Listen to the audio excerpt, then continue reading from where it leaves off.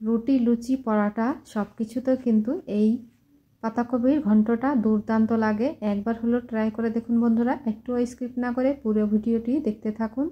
আসসালামু আলাইকুম বন্ধুরা, আজকের রেসিপিতে আপনাদের সবাইকে স্বাগত। সবাই কেমন আছেন? আশা করছি ভালো আছেন।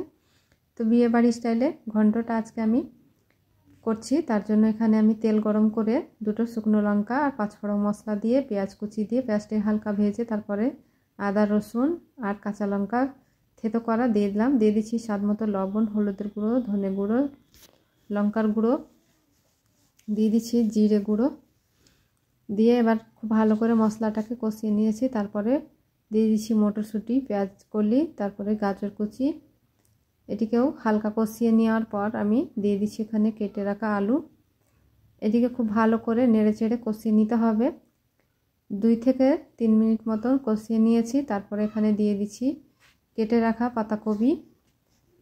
যেহেতু আমি একটা গোটাই পাতাকপি রান্না করব, তার জন্য অর্ধেকটা দিয়ে নাড়াচাড়া করে নিচ্ছি।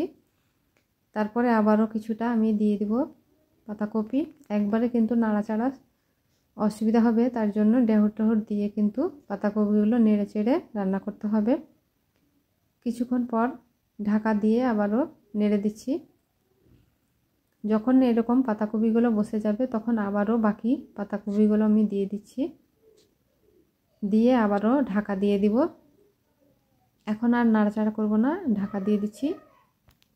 ঢাকা দিয়ে 2 থেকে 3 মিনিট পর ফিরে আসছি বন্ধুরা। আর যে দেখুন পাতাকপিটা একদমই নিলাম হয়ে গেছে, দেখতেই পাচ্ছেন কতটা গলে অল্প হয়ে গেছে। এই পর্যায়ে আমি দিয়ে দিচ্ছি টমেটো কুচি।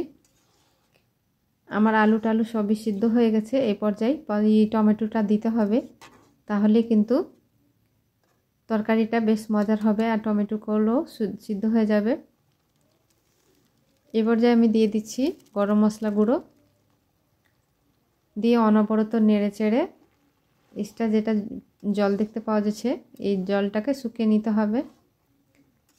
গ্যাসের ফ্লেমটাকে হাইতে রেখেছি, যেহেতু আমার রেসিপিটা শুকনো শুকনো করব তার জন্য। তো বন্ধুরা নামিয়ে নিয়ে চলে এসেছি, আর একটা বাটিতে পরিবেশন করে নিচ্ছি। আর এই যে দেখুন কতটা লোভনীয় হয়েছে, দুর্দান্ত লাগবে বন্ধুরা। রুটি লুচি পরাঠা ভাত ফ্রাইড রাইস যে কোনো কিছুতেই কিন্তু খেতে দুর্দান্ত হবে। তো বন্ধুরা আশা করছি ভিডিওটি ভালো লেগেছে।